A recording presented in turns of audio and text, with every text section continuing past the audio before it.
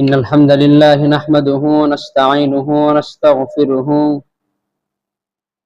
ونؤمن به ونتوكل عليه ونعوذ بالله من شرور أنفسنا ومن سيئات أعمالنا من يهده الله فلا مضل له ومن يضلل فلا هادي له فلن تجد له وليا مرشدا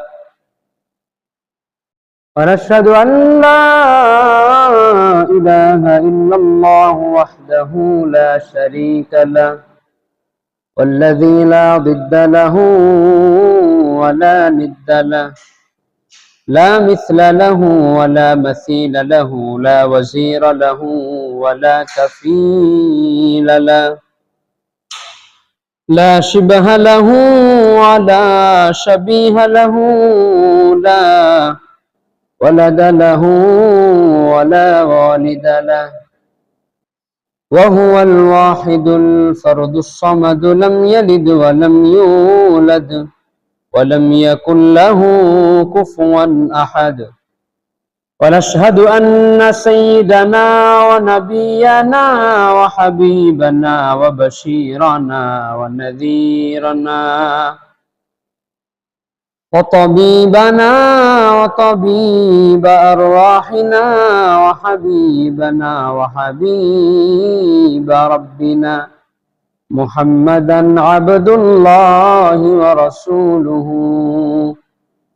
أرسله بالحق بشيرا ونذيرا وداعيا إلى الله بإذنه وسراجا منيرا أما بعد فقد قال الله تعالى في كلامه المجيد وفي فرقانه الحميد أعوذ بالله من الشيطان الرجيم بسم الله الرحمن الرحيم قاف والقرآن المجيد بل عجبوا أن جاءهم منذر منهم فقال الكافرون هذا شيء عجيب أإذا متنا وكنا ترابا ذلك رجع بعيد قد علمنا ما تنقص الأرض منهم وعندنا كتاب حفيظ وقال الله تعالى في قرآن كريم تبارك الذي بيده الملك وهو على كل شيء قدير الذي خلق الموت والحياة ليبلوكم أيكم أحسن عملا وهو العزيز الغفور إن الله وملائكته يصلون على النبي يا أيها الذين آمنوا صلوا عليه وسلموا تسليما اللهم صل على محمد وعلى آل محمد كما صليت على إبراهيم وعلى آل إبراهيم إنك حميد مجيد اللهم بارك على محمد وعلى آل محمد كما باركت على إبراهيم وعلى آل إبراهيم إنك حميد مجيد بسم الله الرحمن الرحيم পরম করুণাময় অসীম দয়ালু আল্লাহর নামে শুরু করছি। শুরুতেই শুকরিয়া আদায় করছি শুধুমাত্র কেবলমাত্র একমাত্র বিশ্ব পালনকর্তা আল্লাহ রাব্বুল আলামিনের জন্য। আমরা সকলে পড়ছি কালিমাতুশ শুকর আলহামদুলিল্লাহ। দুরূদ ও সালাম বর্ষিত হোক নবীর প্রতি জনাব মুহাম্মদুর রাসূলুল্লাহ, সকলে পড়ছি সাল্লাল্লাহু আলাইহি ওয়াসাল্লাম। সম্মানিত উপস্থিতি, আজকে আমরা কথা শুনবো সূরাতুল মুলক থেকে। অনেকের মুখস্থ আছে না সূরাটা? অনেকের মুখস্থ আছে। এটা অনেক দামি সূরা, জরুরি সূরা। এই সূরাটাকে অবসর সময় পেলে মুখস্থ করে নেবেন। বিশ্বনবী নিজে মুখস্থ করে সাহাবাদেরকে শোনাতেন, সাহাবারাও মুখস্থ করে বিশ্বনবী সাল্লাল্লাহু আলাইহি ওয়াসাল্লামকে শোনাতেন। সাহাবাদের মধ্যে সবচেয়ে বড় কারি ছিলেন, সবচাইতে বড় কারি ছিলেন উবাই ইবনে কাব রাদিয়াল্লাহু তাআলা আনহু। এজন্য বিশ্বনবী বলতেন, ইন্নাল্লাহ আমারানি আন আকরা আলাইকা ইয়া উবাইব, ও উবাইব, আল্লাহ আমাকে আদেশ করেছেন যাতে আমি তোমার কাছে কোরআন শোনাই। উবাই বললেন, আসাম্মানি ইয়া রাসূলুল্লাহ, সত্যি সত্যি কি আল্লাহ আমার নামটা ধরে বলেছেন? বিশ্বনবী বললেন, বালা তাবান, আল্লাহ তোমার নাম বলেছেন। উবাই কেটে দিলেন।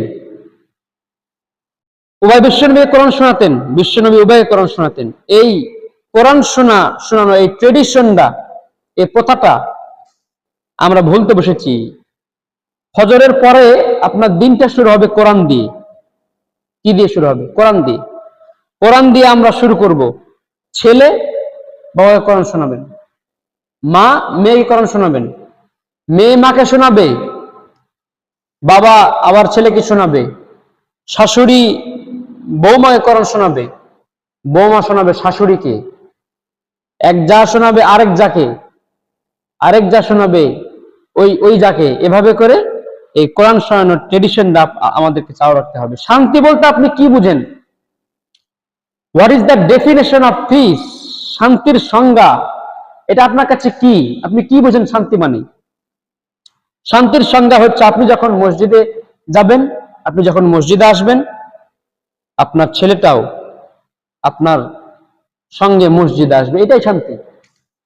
আর আপনি যখন কাম ব্যাক করে বাড়ি যাবেন, বাড়িতে গিয়ে আপনি দেখবেন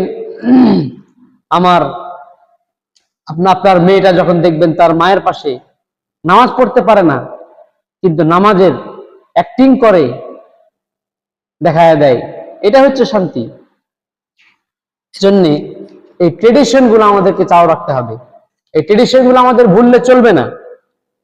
তো সূরাতুল মুলক অনেক দামি সূরা, এটা মুখস্থ করবেন। এই মুখস্থ করার ট্রেডিশনটা আমাদেরকে চালু রাখতে হবে। সূরাতুল মুলকের ব্যাপারে অনেক ফজিলতপূর্ণ কথা বিশ্বনবী বলেছেন। বিশ্বনবী বলেছেন, ইন্না হাযিহিস সূরা মানিআতুম মিন আযাবিল কবর, নিশ্চয়ই এই সূরাটা মানুষকে কবর আযাব থেকে বাঁচায়। সুবহানাল্লাহ বলবেন না? সুবহানাল্লাহ। বিশ্বনবী বললেন, ইন্না ফিল কুরআনি লাসূরা, কোরআনের মধ্যে একটা সূরা আছে, মানিআতুম মিন আযাবিল কবর, এই সূরা যে তেলাওয়াত করবে তাকে কবরের আযাব থেকে বাঁচাবেন কে? আল্লাহ রাব্বুল আলামিন। কবরে যাওয়া লাগবে কি লাগবে না? কার কার লাগবে না? হাত তোলেন। কার লাগবে না? সবার লাগবে কবরে যাওয়া।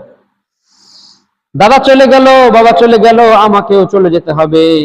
অনেক মায়েরা গর্ভবতী, সন্তান এখনো ভূমিষ্ঠ হয় নাই, পেটের মধ্যে এখনো বাচ্চাটা। এই বাচ্চাটার যখন সময় হবে, বাচ্চাটা দুনিয়ায় আসবে।